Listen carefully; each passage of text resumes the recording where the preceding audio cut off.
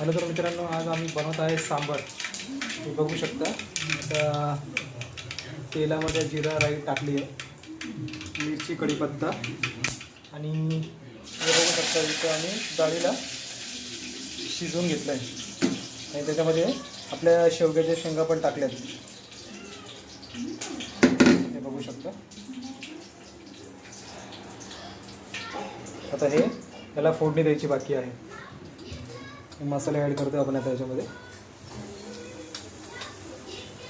हळद, मिरची, मसाला प्लस आपला सांबार मसाला.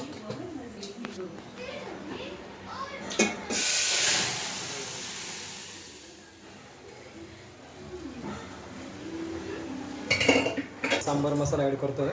तुम्ही बघू शकता, एव्हरेस्ट सांबार मसाला. तर बघू शकता तडका दिला थोडासा तिखट. आता उकळतं आहे आपलं हे सांबार. त्याला थोड्या वेळ आता ठेवू 2 मिनटं. आणि हे बघू शकता छोले मसाला पण आहे इथे आपला.